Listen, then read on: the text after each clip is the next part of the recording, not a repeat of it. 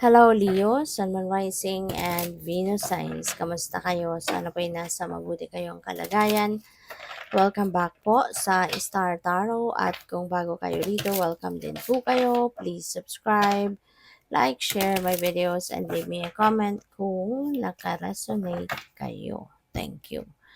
So Leo, first card, we have the King of Cups. Ayan, si King of Cups, this is someone na very emotionally matured, emotionally and mentally balanced, uh, very sensitive, very intuitive, very friendly, magaling siyang magbigay ng advice. Kaya po pwede no, na ito'y lalapitan ninyo. Maaari na yung taong ito, you're going to talk to this person kasi baka kayo ay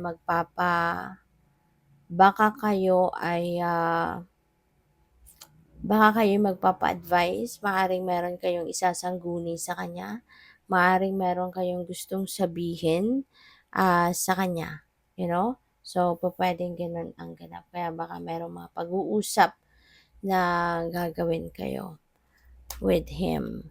So, we have Seven of Wands at maaari no, na related yan dito sa inyong sitwasyon kasi meron ditong mga naiinggit siguro sa'yo, Leo. Merong mga tao dito na naninira sa'yo, pwedeng sinisiraan ka, um, pwedeng nasa defensive mode ka because you know in yourself na kailangan mong depensahan ang sarili mo anytime soon. Kasi baka meron kang mga naririnig, meron mga naiinggit sa'yo, you know? Baka naririnig ko yung kanta ni Daniel Padilla, no? Na nasa iyo na ang lahat, gano'n. Kaya siguro maraming naiinggit sa'yo. Kasi the things na gusto ng mga taong ito para sa kanila, wala sa kanila kundi nasa iyo. Kaya parang, yun, naiinggit sila sa'yo because you have what they don't have.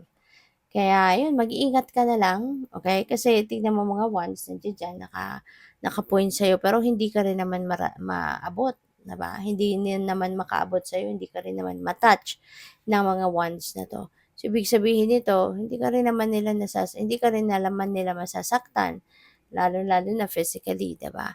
Kaya, ano ka lang, maging mapagmatyag ka lang, tama yan, pakiramdaman mo, at wag kang gagawa ng kung anumang move.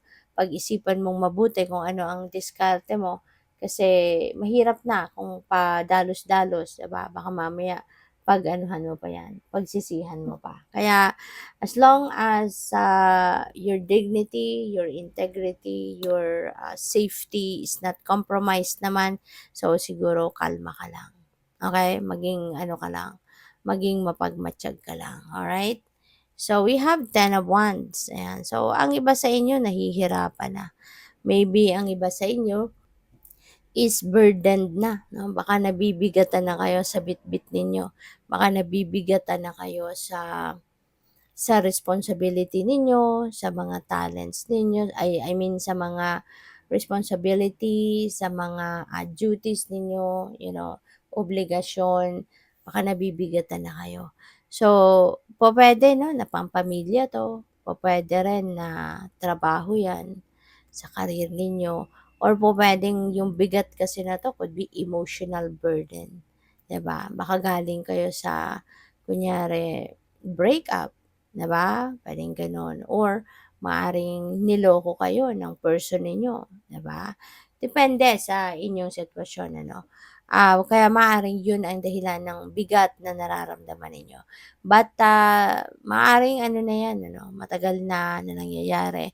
Kaya ngayon parang naiisip ninyo na parang, "Ayaw ko na hirap na ako dito, bakit ko pa titiisin ito? Meron naman akong ibang choice." 'Di ba? Kaya po puwedeng i-gi-give up mo na nga kung ano man yung mga nagpapahirap o nagpapabigat sa inyo. So, tignan natin kung ano pa ang ganap.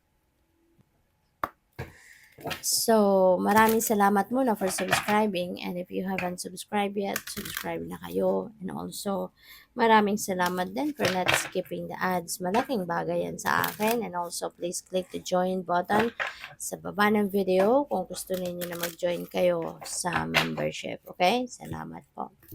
So, by the way, Leo, we have abundance, napakaganda. Dobleng 8. So, talagang magiging doble yung swerte ninyo pangkaperahan. So, this is the time that you are going to be experiencing financial gain. Merong wealth na papasok. No? This is abundance of money coming your way at doble, no? Yung marireceive ninyo. Po pwedeng, kunyari, meron dadating na pera sa inyo, manggagaling kung saan hindi lang iisa, no, kundi maaring dalawang sources ang panggagalingan ng inyong pera. So, pwedeng ganun ang ganap, no? So, what else? We have number 56, relationship change. Meron ditong magbabago. Pwedeng dynamics ito na magbabago sa inyong relasyon. Okay? So, depende yan sa inyong sitwasyon. Kung if this message resonates with you, then alam ninyo kung ano yung pwedeng magbago diyan. Kasi pwedeng kayo mismo, no, yung gustong mag-adjust, meron kayong gustong baguhin sa relasyon ninyo. At ang relationship na yan, hindi lang yan limited, no, sa hindi lang yan limited sa romantic relationship, but that could be uh, sa iba't ibang klaseng relationship ninyo with the people around you. O pwedeng relationship ninyo sa katrabaho, relationship ninyo sa kapamilya, sa magulang, sa mga kapatid, sa person mo, sa asawa mo, sa boyfriend mo, girlfriend, mga ganyan. Okay? So, doon kayo magkakaroon ng pagbabago. So, we have financial discipline. So, napakahalagang paalala din ito sa inyo na i-maintain ninyo yan, gamitin ninyo yung financial discipline ninyo, lalo-lalo na merong perang paparating. Lalo-lalo na there is a chance for you to experience abundance and prosperity into your life. Kaya kailangan disiplinahin ninyo ang inyong sarili, maging maingat sa pag-manage ng inyong pera, maging maingat sa paggamit, no, ng inyong kaperahan. Okay? So, what else? We have number 19, pride. Ayan. So, baka ang iba sa inyo, Leo, no, ma-pride din. Yung pride kasi, hindi ito nakakabuti, hindi ito nakakatulong, no? Kasi, mas lalo nakakasira yan, lalo-lalo na ng isang relationship.